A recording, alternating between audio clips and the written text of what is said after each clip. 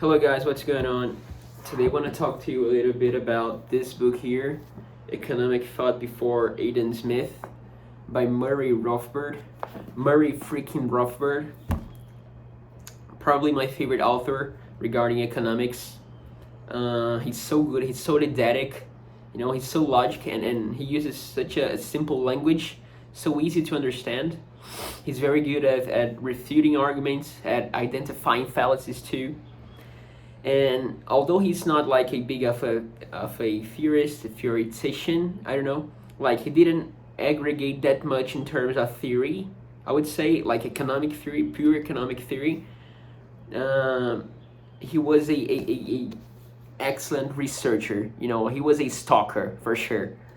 And this book's probably his best work regarding economic research. He's got other books in that sense, like books of the history of economics, like the Great American Depression, the Panic of 1819, that I made a video about it here in this channel, history of money and banking in the United States too. So he's very good at that, and there are some others. There is some that he talks about how Wall Street financed the First and the Second World War. So yeah, he's very good at that. He just when he's talking about one person, an author, he talks about a whole life, like their parents or grandparents, how their professional career was.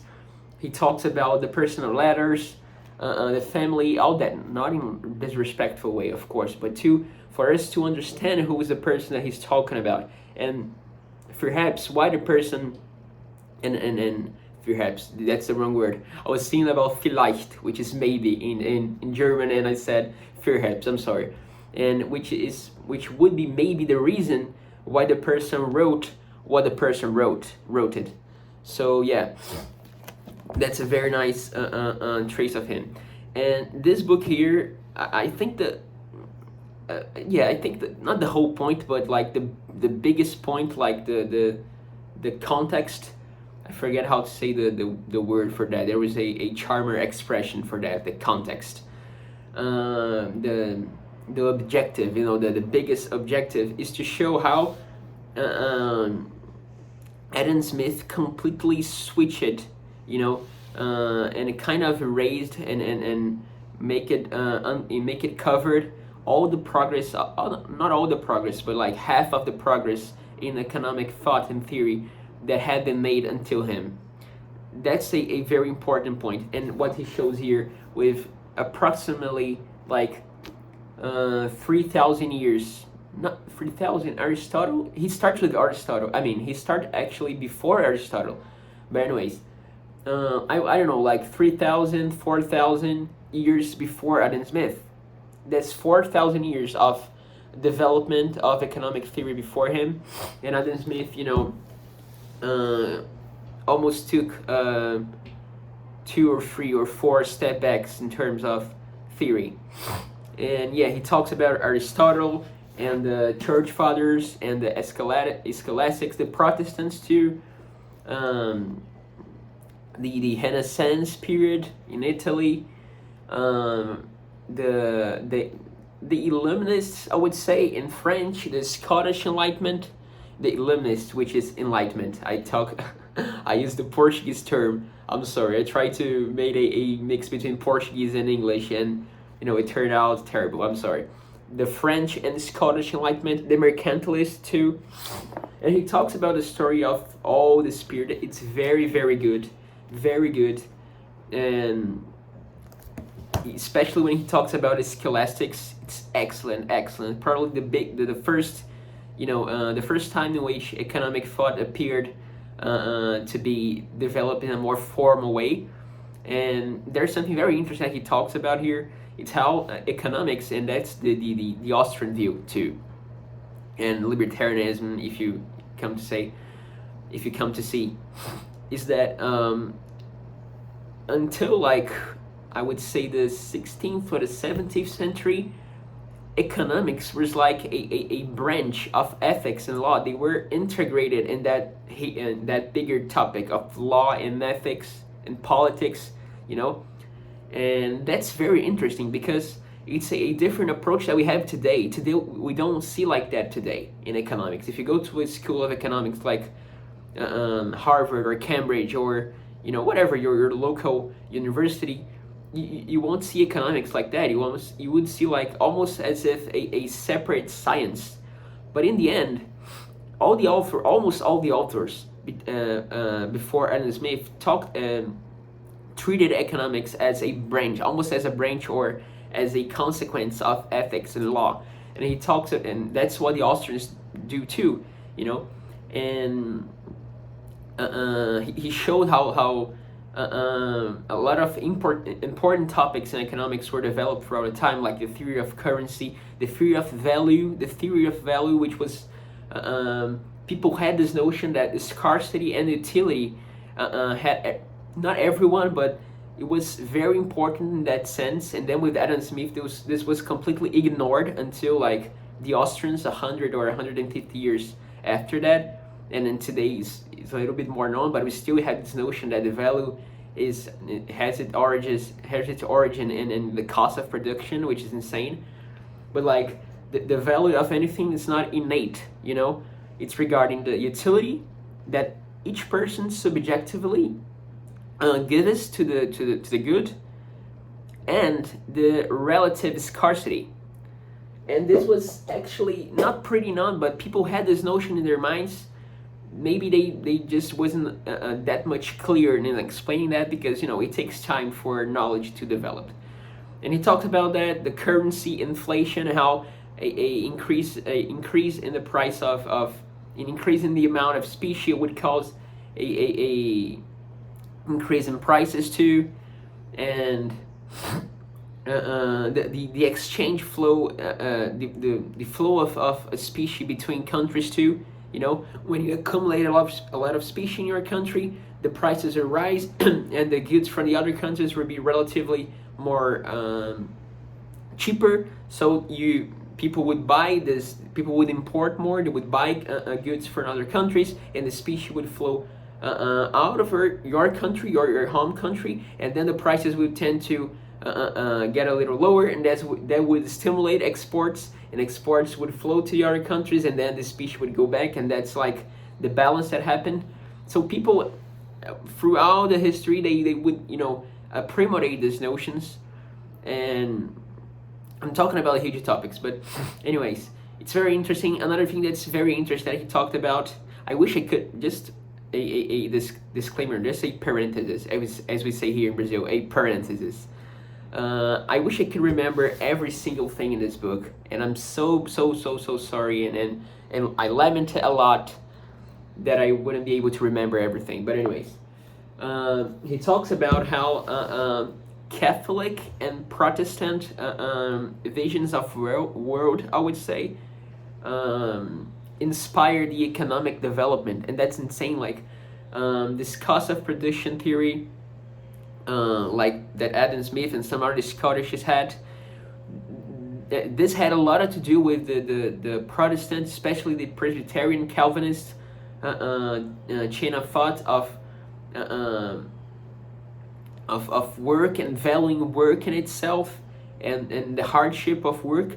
Nowadays, the Catholic Church, not nowadays, this is like 100 years, but there's a religious Catholic order called Opus Dei, which identifies the work as a way of sanctifying yourself. Like every little thing that you do in your day, from washing dishes to managing a multinational company, you can sanctify yourself by doing these things and delivering to God and giving that to God. But anyways, this kind of recent, if we compare to the Middle Ages and the if we compare to the Middle Ages, it's a recent way of viewing things. But anyways, Protestants would be a little bit more nominalist and materialistic, so they would try to find explanations for things in the things itself, and there is a kind of difference. So a lot of theories like the labor value theory, the cost of production theory, the currency as a token, just as a mere thing to exchange, that couldn't be anything. this was a byproduct of the Calvinist faith, the Calvinist way of thinking. And the more, I wouldn't say subjective, because it gives a wrong impression of what the Catholic Church actually says, but the more transcendent and metaphysical analysis of the economy, which is, for me, is the truth. Austrian economics, it's that way. The theory of currency, the theory of value, in special, anyways, came from the scholastic monks. And he talks about how this, even for a lot of Protestants, Presbyterians, Calvinists, this scholastic tradition was so strong. It was such a good philosophy, that talks so well about the phenomena of not only of nature, but of men and society. That this knowledge was used was used by Protestant authors a lot. And he even says that's not that much of economy, but it's interesting. Like, there's no such a thing as how can I say, as scholastic Calvinism or I forget the term, but what he says is that the Calvinists in the first moment tried to abandon the scholastic tradition, but the scholastics were so good that they had to come back to them to develop their theories. And so, yeah, very nice. And he talked, as I said, he talked about a lot of names, a lot of authors. He talked about their lives, so it's insane. And a lot of great examples, great quotes, a lot of small things. And as I said, I made a lot of notes just for you to say. Look how my book is. I don't know if you can say that, but anyway, if you can see that, I'm sorry for my English. Look, a lot of notes. I'm looking like a kid. Look, I read like a kid. I like to mark my books. A lot of things. Oops. A note. Chapter 14. The Brilliance of Turgot. Now I'm a famous of Turgot and Cantillon. And look, more notes. So anyways, I think I've already talked a lot. I'm sorry. I got a little, I'm forgetting the words. Oh my god. Animated, excited when talking about economics. So yeah, excellent book. Very charming, very detailed, very he had a lot I forgot the word, but he had a lot of he took a lot of care to write this book, for sure. And it's a very beautiful book, I'd say, beautiful and charming, and with a lot of details. And he's such a detailist. He's such a perfectionist. Very nice. And the most important thing, economic thought didn't begin with Adam Smith. Not at all. Not in a million years. So yeah, that's it. That's the first book by Rothbard regarding economic history. The other one, which I'm going to read, not now, but I'm going to read it, is this one.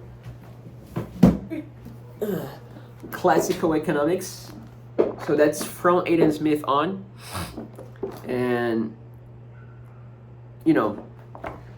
of course this must be very interesting for sure. If this one was good, imagine this one with more references, let's call it that way. I mean, maybe this one is more interesting because of the history that we don't know, but this one may be a little bit robust, I would say. And yeah, that's it. So thank you guys. I'm sorry for the 15-minute video long. As I said, I got a little excited when I talk about economics. I'm sorry for my English. I'm sorry if sometimes it seemed like I seemed a bit confused or prolixic. But anyways, a very interesting book, very interesting, very charming. amazing research, insane research. And as I said, the most important thing of this book, economic thought, economic theory, didn't start with Adam Smith. Not at all. Not in a mile. He actually was a little bit of a retrocess from what had been built until him. Okay, that's it, guys. Bye bye. Have a nice day.